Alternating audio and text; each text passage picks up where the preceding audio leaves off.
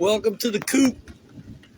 The girls are a little mad at me today because they waited and waited, and I didn't bring them no snackies. So, but I honestly didn't think I was going to get to do this because it's raining. But it slowed down enough for me to get underneath this nice little roof and come out here and just talk about something that I kind of saw on Facebook the other day. Somebody shared something, and it kind of stuck with me a little bit. So I'm going to give a little Tommyism, I guess, or words of encouragement. I don't want to say wisdom because I don't think I'm that smart. But I believe it went something like, who am I to cut down a tree that is still bearing fruit? And if you're religious, whether you know this or not, but in the Bible it says, they'll know you by your fruits. What you do, your good works, and you produce fruit for others. So with that being said, like the phrase, who am I to cut down a tree that's still bearing fruit?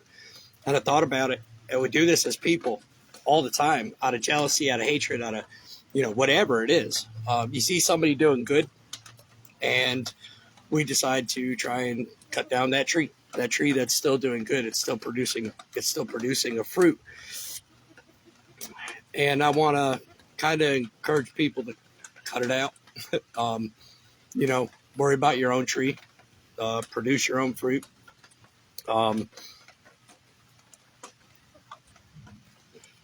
hit something. Oh, I don't want to apply that. Man, I'm really bad at this. Boop. Okay, I got it back.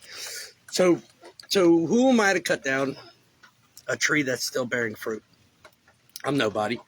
I'm not anybody that's better than anybody else, and nobody else is better than anybody. See, when you cut down a tree that's still bearing fruit, then you take away not only from the person that is, doing good things, but you take away from the people that it benefits as well. So I've heard it before, and it didn't make sense to me that we bear fruit as Christians, and somebody said those are God's blessings towards us. Like God's giving you fruit for yourself, and that don't sit right with me. We don't bear fruit for ourselves. We bear fruit for. Have you ever seen a tree eat its own fruit? I haven't. I've seen other people pick off the tree. So as you do good in life, and as you create fruit off of your tree, other people can come by and pluck off it, whether that be monetary, could be just kind words, could be anything, a helping hand. Those things kind of, for me anyway, lean towards, producing fruit. And then as the more I thought about it, was like, who am I to cut down a tree that's still bearing fruit? And I thought about it. I said, well, who are we to cut down a tree that's not bearing fruit? Just because you see somebody that's doing bad, not doing good in life, making bad choices, there's no positive there. There's no fruits for anybody around them. There's no joy in being near them. And that tree, that metaphorical tree, is dead. What I want to say is, if you have somebody like that, or you are somebody like that, there's still hope. All things are made new. The dead things can be brought back to life. So we don't have to kind of hang around the dead tree. It sounds weird. I'm just talking about trees, but it's people. I don't know why I felt like I had to do that. I think y'all understood that. But so, you don't have to hang out with the tree because it's not producing fruit. It may not be a good tree for you, but who are you to cut it down? There's still a possibility that tree one day could come back and produce probably the best fruit that you've ever seen, the greatest works for other people and humanity. Well, that's a big stretch. I can tell you this. All right. So you have trees that do good. You have trees that don't do good. If I think about it in the context of my wife does planting. She loves plants. God, she loves plants. Holy crap. So there are times where I'll look at a tree and I'll say, that thing's dead. Gone. Just throw it in the garbage. Let's move on. Plant another tree. And she won't give up on it. She's like, no. Here's what I can tell you. If you've ever seen somebody that loves a plant and they catch a glimpse of something green on something that has not produced or looked like it was going to come back to produce anything, it is awesome. It's awesome to watch my wife when she gets excited over that tree producing something. So don't cut down trees that are bearing fruit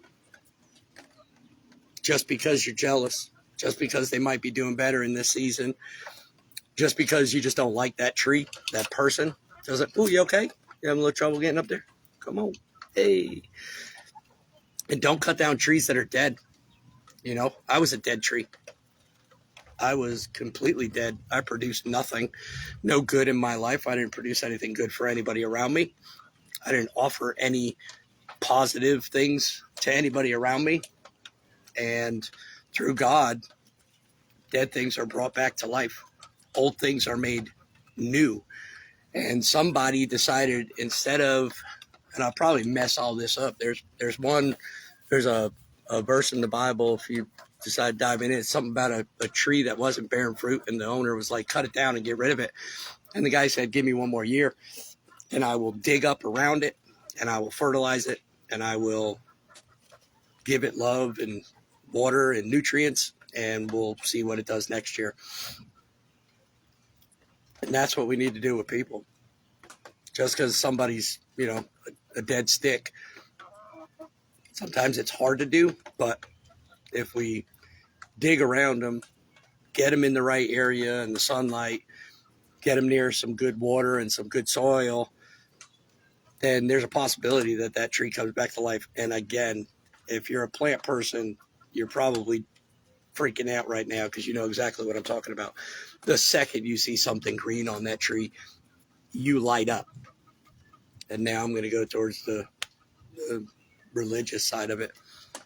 God's the same way. God's the same way. He'll wait. He'll wait for you to come around. He waited for me to come around. And when he moves you into a place where you have good soil and you have good water and you start to produce even one green leaf to start, then all rejoicing goes on and everybody's freaking out. So don't cut people down. I mean, it's really not worth it. All you're doing is hurting that person, the other person, and honestly, you hurt yourself too because you make yourself look bad. That's pretty much, I think, all I got. I probably screwed that up, but it was raining. I had to run out here and try and get this in. And again, if you're trying to do something, force it. I forced myself out here. If I miss today, I might miss tomorrow. 2 days becomes 4, 4 becomes 8. Next thing you know, now you're not doing it anymore. And then y'all don't get to see the lovely ladies. But yeah, that's my take on bearing fruit. It's my take on why we shouldn't cut each other down in life, and that we should try and do a little more digging, moving, proper soil, a little bit of love. And if you don't feel like you could do that with the people or the person that is a dead tree and it's not producing anything good in life, then don't cut it down. Who are you to cut it down? Don't cut it down. Leave it there. Somebody might come along and that tree eventually might surprise you and again, probably produce some of the best fruit you've ever seen in your life. So that's all I got. I made it. Stayed relevant. Love y'all. Say goodbye to the chickies. And I will see you tomorrow.